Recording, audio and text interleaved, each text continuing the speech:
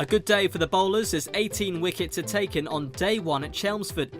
Reigning champions Essex played their first match of the season today. Having missed out last week, their opponents Lancashire lost their first game and would be looking to bounce back at the Cloudfm County Ground. With the toss uncontested, Lancashire opted to field first. Brown and Chopra opened the match for Essex, comfortably hitting boundaries.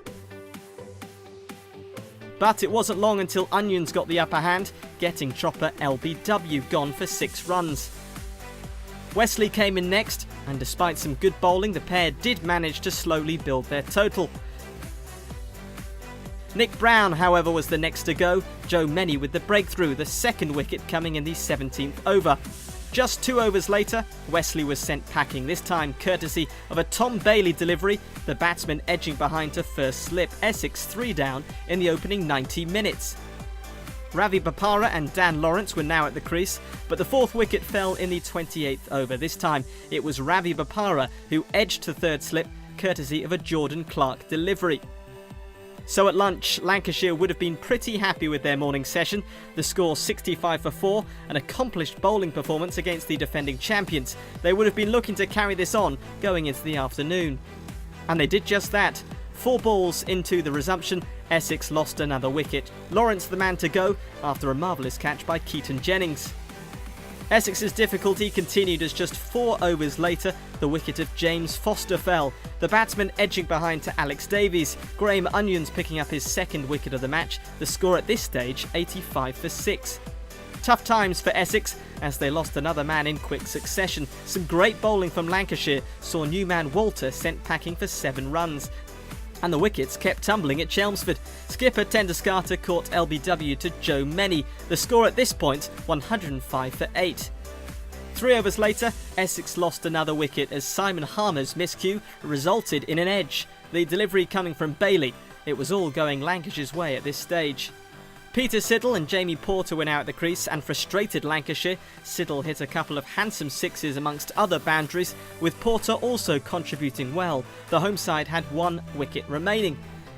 The innings came to an end at the 50 over mark. Siddle sold his partner short.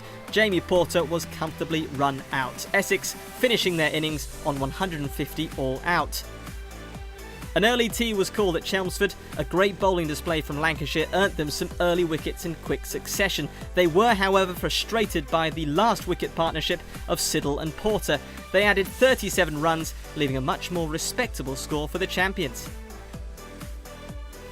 Lancashire's reply was soon met with an early breakthrough from the home side. Jamie Porter finding the edge of the Keaton Jennings bat, James Foster with the catch. Jennings sent on his way for 2 runs.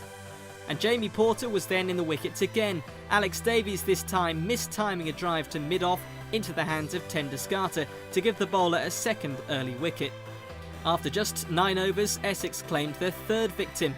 This time it was Haseeb Hameed getting a fine outside edge that went through to the gloves of James Foster. The score 19 for 3.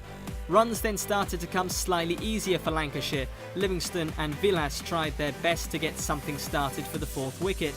Livingston, however, shortly fell victim to a Simon Harmer delivery. The ball caught at short leg, the batsman dismissed for 33. And then there was another wicket in identical fashion. Dane Villas this time caught out again by captain Tenduscarter. The score 86 for 5. They found their next wicket an over later. Chanderpaul sent packing for 8 runs. Jamie Porter picking up his 4th wicket of the innings. Clark and Bailey then batted well, taking Lancashire past the 100 mark. But it was not long before Tom Bailey was caught out of position and stumped by Foster. Harmer producing some nice turn from his delivery. Clark continued with new partner Many, and the pair batted sensibly as stumps approached. Essex kept applying the pressure though, and right at the end of play, Harmer took his 4th wicket. Many caught by Bopara for 12. Stumps were called and Lancashire finished on 141 for 8, 9 runs shy of Essex's first innings total. A day dominated by the bowlers then, and Lancashire will look to get as big a lead as possible when Clark returns to the middle with Parkinson on day 2. James Foster top scores for Essex as the defending champions finished day 2 on top against Lancashire. A spirited bowling display from Porter and Harmer yesterday helped Essex fight back against Lancashire after being bowled out for 150. The score at the start of day 2 was 141 for 8, Lancashire with 2 wickets in hand. Lancashire were up against it straight away in the morning. Graham Onions only lasted a couple of balls before Jamie Porter flew one into the middle stump. And Harmer picked up the last wicket of the innings just a few balls later. He finished with a 5-wicket haul, leaving Lancashire on 144 all out. Essex took a slender 6-run lead into their second innings. Chopra and Brown started Essex's innings positively. They both found the boundary early on to help build Essex a lead. The pair continued to collect runs, but it was Chopra who was first to fall. Graham Onions finding a gap in the batsman's stroke. Chopra dismissed for 32. Essex led by 54 at this stage.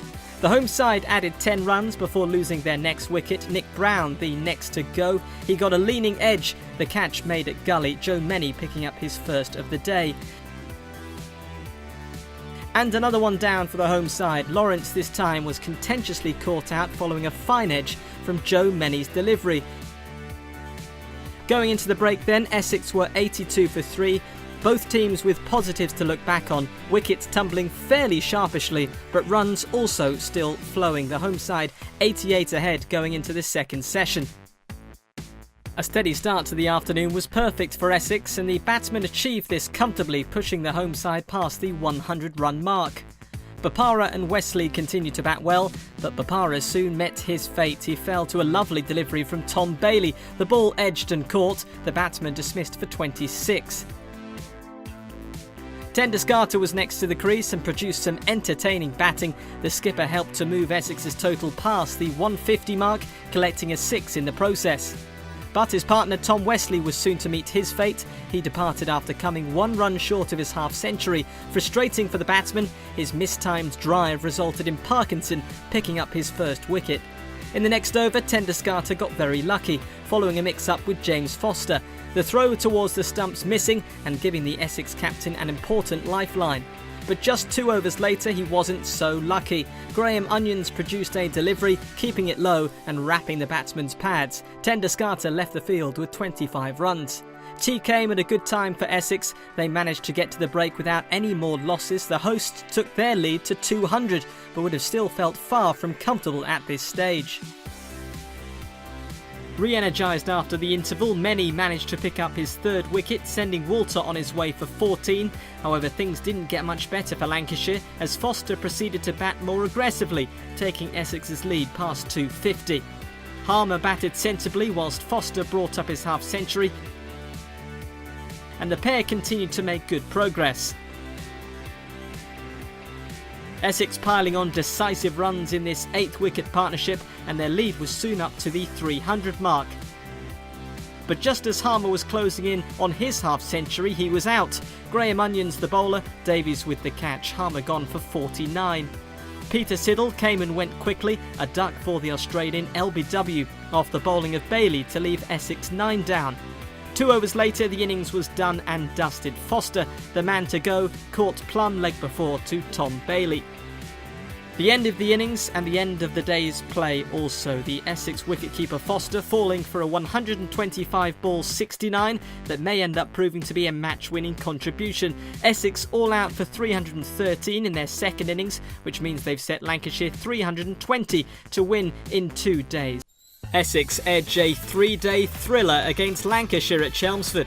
A good batting display from Essex's lower order yesterday helped set the target of 320 runs to win for Lancashire, a challenging target for the visitors. They've begun their second innings going into day 3. Essex made an ideal start in the morning. Jamie Porter finding the breakthrough. He produced a great delivery, knocking Hamid's off stump from the ground. A slow batting approach following the first wicket resulted in the second not long after. Peter Siddle picked up his first wicket for Essex, finding the edge of Keaton Jennings' bat.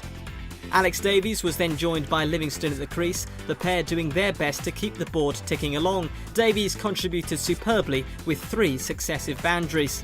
And things continued to go pretty well for the visitors. Davies and Livingston soon surpassed 50 for the 3rd wicket. Going into lunch, Lancashire survived with no further losses. They needed 236 runs to win at this stage. Davies and Livingston hoping to continue their form in the second session. Paul Walter was brought into the attack in the afternoon, and 3 balls into his spell, he picked up his first wicket, the captain Livingston edging one through to the keeper. He then picked up his second in quick succession. The ball hit the pads of Chanderpaul, the West Indian dismissed for 1 run. Alex Davies, however, was still looking strong, a couple more boundaries helping him reach a 66-ball half-century. But a big wicket was then to fall for Lancashire. Alex Davies trapped LBW from a Jamie Porter delivery, the batsman departing with 71 runs. But the next wicket eventually came, Peter Siddle claiming his second of the innings. Dane Villas adjudged leg before and sent on his way for a respectable 22. Clark batted well, with him and Bailey doing their best to respond. But the next wicket fell not long after. A misunderstanding between the batsmen led to a run-out. Tom Bailey left stranded, Siddle with the direct hit. Joe Meny was next in at the crease and contributed straight away with a 6, with tea soon approaching. So at the break, despite Essex taking 5 wickets in the afternoon, Lancashire's runs did flow. They required 91 runs going into the evening session to pull off victory. After returning to the field, Jordan Clark didn't take long to move to his half-century, a vital knock, the 50 coming off 71 balls. But just when they needed the breakthrough, Essex found it. Jamie Porter, the bowler, to dismiss Clark for 59, out LBW, Lancashire 8 down and still needing 77 runs for the win. A few moments later, the 9th wicket fell, Graham Onions nicking behind off the bowling of Harmer, Essex on the verge of victory. But Joe Meny was to provide late resistance, gutsy batting from him, finding the boundary including hitting Bopara for 6, the lead being ever chipped away. The half-century was brought up for Meny, wonderful batting including 3 sixes. It was looking like Joe Meny was to be the hero for Lancashire, but with Lancashire needing 31 runs to win, the final blow came. Jamie Porter bowling Meny to bring the game to a close.